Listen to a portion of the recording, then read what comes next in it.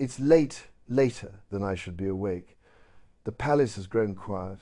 The corridors, once filled with movement and conversation, now echo only with the sound of the clock in the hallway, marking time as it always has, steady, unrelenting, indifferent.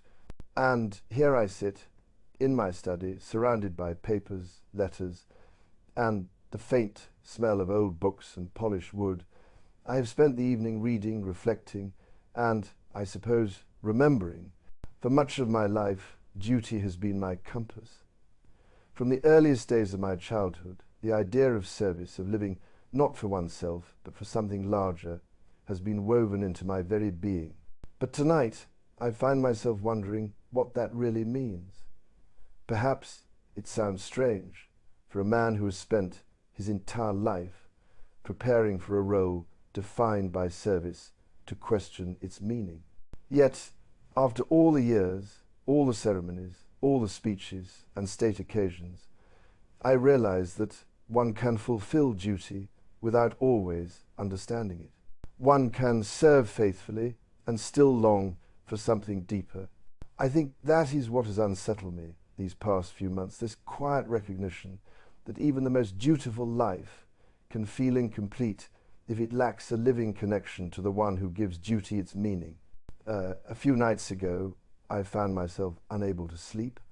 I had been reviewing correspondence reports about the Commonwealth, environmental initiatives, the endless necessary matters of the realm. Important things, to be sure, but as I looked over them, I felt a curious emptiness. It wasn't dissatisfaction with the work itself.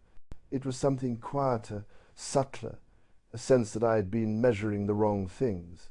For decades I have spoken about sustainability, about the balance of creation, about the urgent need for harmony between humanity and nature, and I believe those things still matter, perhaps more than ever.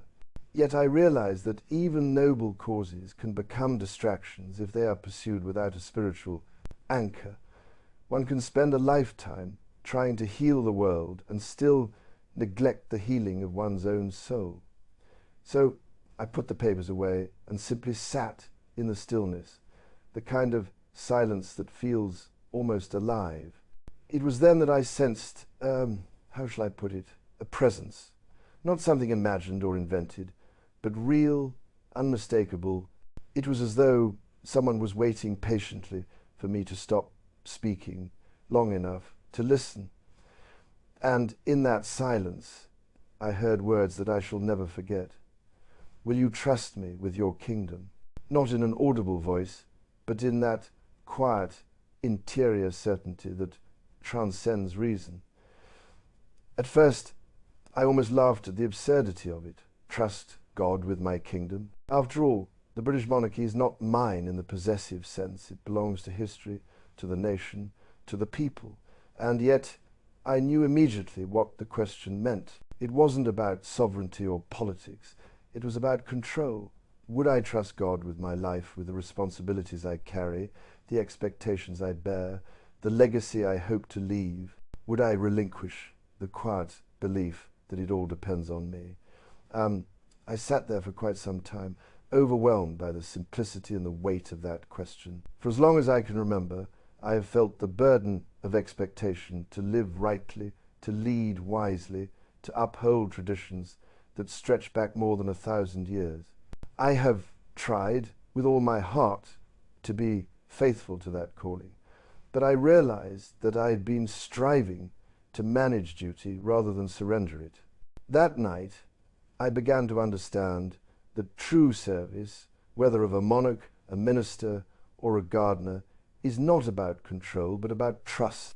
Over the following days, a series of truths began to crystallize in my mind, not theological abstractions, but living insights that have quietly rearranged how I see everything. The first truth was about identity. For years, I have been known by titles Prince, Duke, King, yet titles can become walls if one hides behind them. They define role, but not soul. I came to realize that before God, I am not a sovereign, but a servant, not a figurehead, but a child in need of grace. There is extraordinary freedom in that realization. The second truth was about failure. In a life so public, failure is never private. Every misstep, every word spoken too quickly, every gesture misinterpreted, becomes part of the public record. For a long time I carried those moments heavily, but I've come to see that failure too is a teacher. God is not humiliated by our shortcomings. He uses them to refine us, to remind us that perfection was never the goal, only faithfulness. The third truth concerned wealth and stewardship. I often said that possessions are temporary trusteeships, that we hold them only for a season. Yet even I had not fully realized how subtly one can begin to measure worth by influence, by success, by approval. But wealth in all its forms is not a scorecard. It is a trust. Whether one holds an estate or a crown, the real question is, what are you building with it? The fourth truth was about leadership. I used to believe leadership meant guiding others toward a vision, but I see now that it begins with being guided oneself. A true leader does not impose a vision. He seeks God's vision and invites others to walk within it.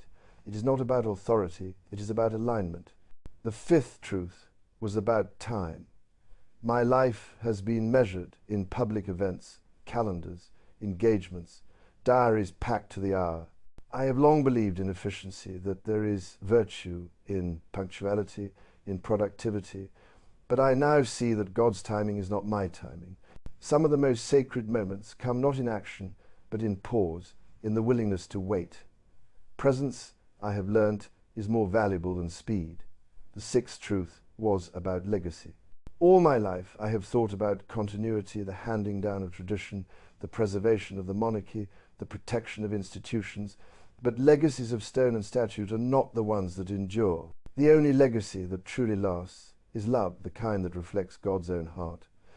The crown will pass, the titles will fade, the buildings will crumble, but the love we show, the grace we extend, these are the marks of eternity.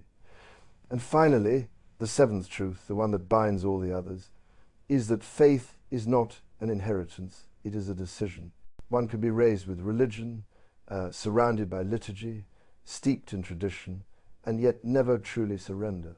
I have spent a lifetime surrounded by the symbols of faith, cathedrals, chapels, hymns, sung with exquisite precision, but I am only now beginning to grasp the simple, humbling essence of it, to trust Jesus Christ, not merely as an idea or inspiration, but as a living presence who seeks relationship, not ritual. These truths have not erased my sense of duty, they have redeemed it. I still believe deeply in service, in the sacred responsibility of monarchy to be a force for unity and compassion. But I see now that duty without love is hollow. Tradition without trust is theatre. It is not enough to reign for God, one must reign with Him.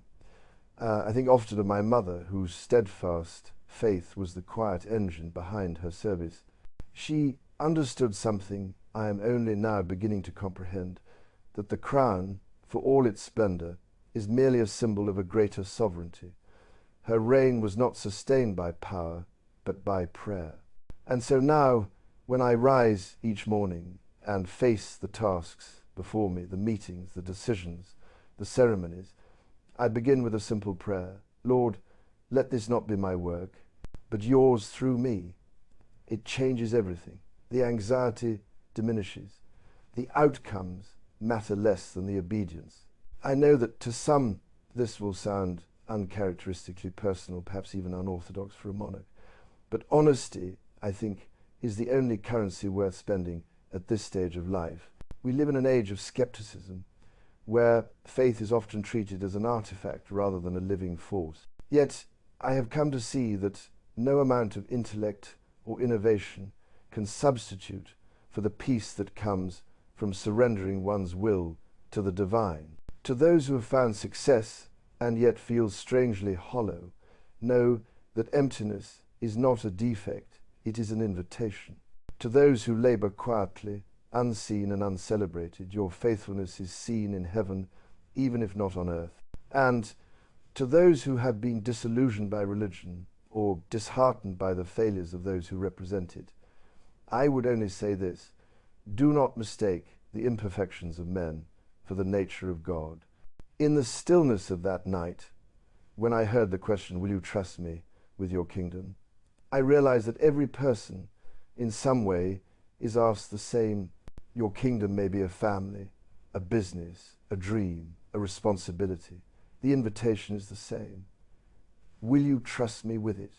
And if you do, if you truly hand it over, you will find, as I have begun to find, that you lose nothing of value and gain everything that lasts. So tonight, as the clock continues its faithful march toward morning, I have made my peace with a new kind of duty, one that is less about performance and more about presence, less about ruling, more about serving, less about the kingdom I govern and more about the kingdom that governs me.